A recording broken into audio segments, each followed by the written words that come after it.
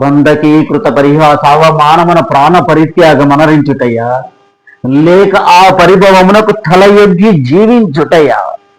సప్తసాగర వేళ వలయత వసుంధర వలయమునకెల్ల ఏకఛత్రాధిపత్యమును వహించి అప్రతీప ప్రతాపమున చండ శాసనుండనయ్యలరారు నాయట్టి రాజన్య చూడమని ఎవ్వడిట్టి హేయమగు దుర్మరణమునకు అంగీకరించును.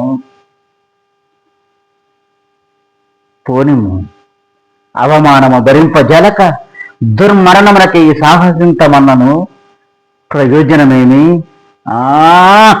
ఏమి ఈ సుయోధన సార్వభౌమునక అవమానము? ఆ దుర్జాతి శుద్ధాంతము లబ్జా విహీనత పరిహసించునుగాక. నాయంతటి వానికి ఆ అవమానము తటస్థించునా? మహాగజేంద్రబ్బు మార్గంబున జనచుండ కుక్కలెన్ని మురుగుటలేదు.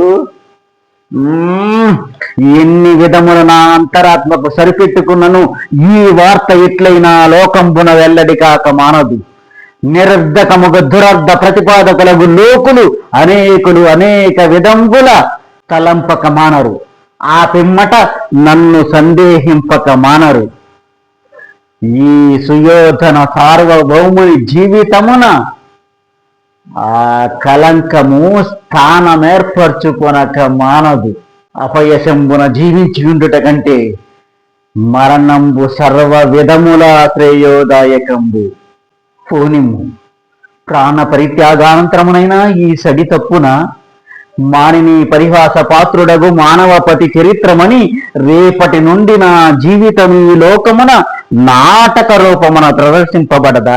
కావున మరణంబు సర్వ విధముల గర్హితంబు. జీవించియుండుదమన్నా పరనారి పరిహాస పంక కలంకిత జీవనుండనై మణియుండుటయు దుర్భరంబు చేయుదు.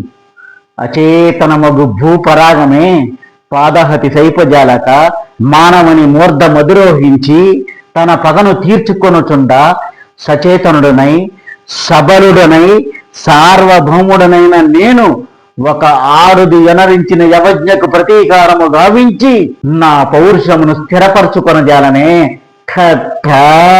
నా అవమానములన్నింటికీ కారణమైనదా మైసభయే కదా. నా క్రోధమునకు ఉనికి పట్టైనదా మైసభయే కదా. తుదకు నా జీవితమున విషమ స్థితి ఆక్రమింపజేసినది ఆ మయసభయే కదా. ఏమి కాల వైపరీత్యము! తొలుత ఈ రాజసూయమే లేకుండినా ఇంత ఉట్టిపాటు పుట్టనే పుట్టదు గదా. ఔరా ధర్మజ రాజసూయము దుర్యోధన సార్వభౌముని అభిమాన పుష్పోపవన నిర్మూలనమునకు విశ్వవాయు సదృక్షంబైనదే.